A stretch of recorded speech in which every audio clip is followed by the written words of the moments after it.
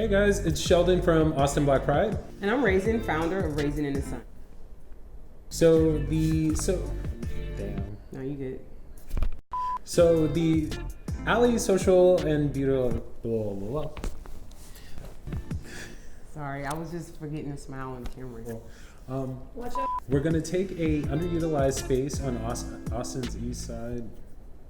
I hate myself for this. But it is kind of good if we can get through everything without making a mistake. Okay. One more time. Let's do it.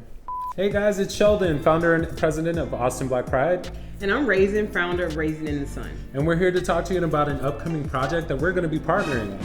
The 12th and Chicon Alley social and beautiful. No, it was noise. Can you keep it down some?